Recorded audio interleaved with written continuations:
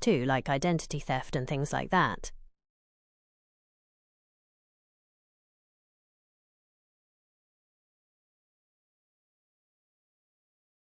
Gemini, please repeat. Alright, so the US Secret Service was founded in 1865 to catch counterfeiters. Over time, they took on more responsibility, and these days they're best known for protecting the president and other important people. But they also still investigate financial crimes, like identity theft.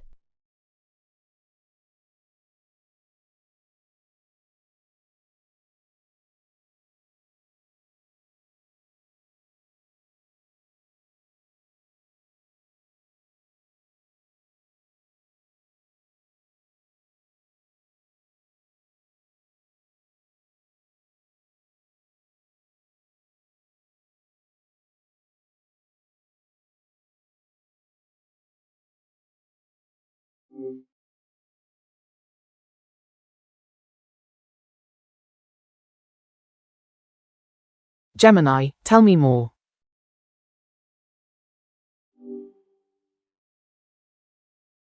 Gemini, tell me more. Alright, so after the Civil War, the Secret Service started as a way to catch counterfeiters. But things changed after President McKinley was assassinated in 1901. After that, they became responsible for protecting the president. Over time, they also took on the job of protecting the First Lady, the Vice President, and even major presidential candidates.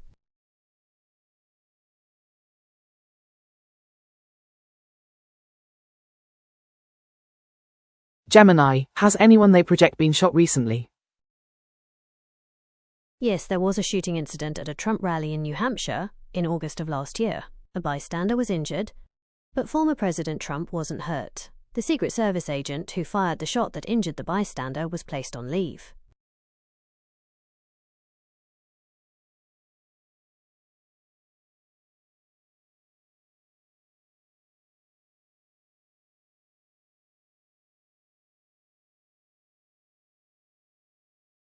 Gemini, tell me about the Secret Service and Operation Sun Devil. Alright, so the Secret Service has two main jobs: protecting people and investigating crimes. On the protection side, they're responsible for the president, vice president, their families, and other important folks like visiting heads of state. They also protect former presidents and their spouses for life. The criminal investigation side focuses mostly on financial crimes, like counterfeiting, identity theft, and things like that. They also investigate threats against people they protect.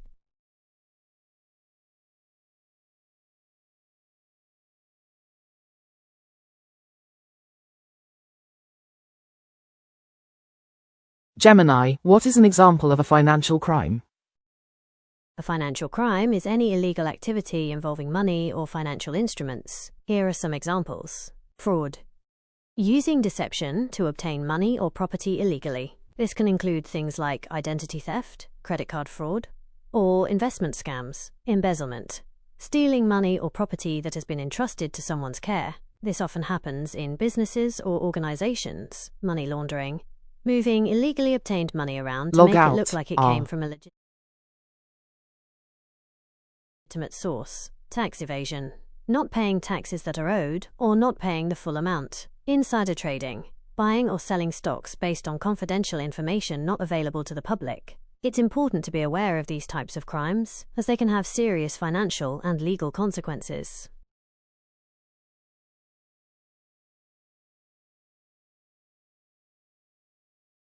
I'm sorry, I didn't catch that. Could you please say it again?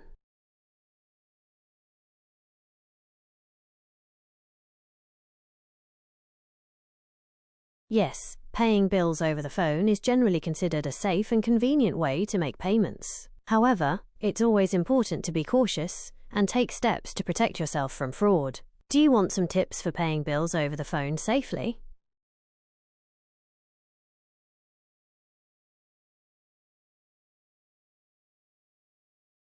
It's a little tricky to pin down the exact moment when phone bill payments became widespread. The technology to do it has been around for a while, but it really took off in the 1980s and 90s. Do you have a specific company or type of bill in mind? Oh, also, just so you're aware, I'm not a financial advisor, so please don't rely on me for financial advice.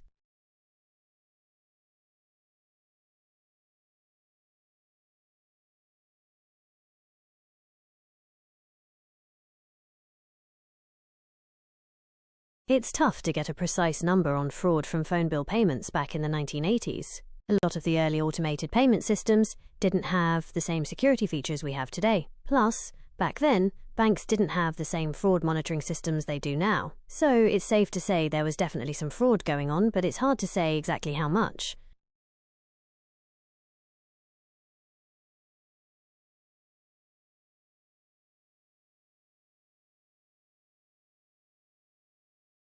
Alright, so there are a few different systems in place to protect against phone payment fraud. Banks use things like fraud alerts, where they might call you if they see unusual activity. They also use algorithms that look for patterns that might signal fraud, and credit card companies have similar systems. As for the Secret Service, they don't monitor those systems directly, but they do investigate major financial crimes and work with banks and credit card companies to track down fraudsters and shut down their operations.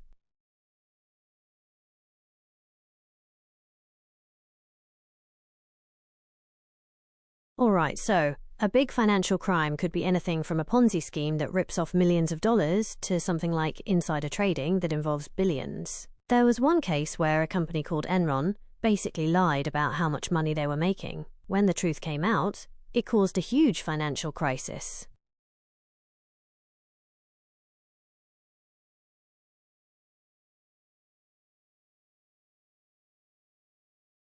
That's a tough one, with a lot of legal and ethical implications. While Arthur Andersen as a company was found guilty of obstruction of justice related to the Enron scandal, that doesn't necessarily mean every single employee was involved in or even aware of the wrongdoing. If you're concerned about your personal situation, it might be wise to consult with an attorney.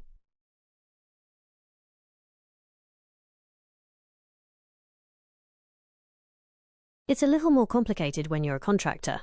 Technically, you weren't an employee of Arthur Andersen, so that might have some legal bearing on the situation. It's really hard to say without knowing more details about your specific role and how involved you were with the Enron audits.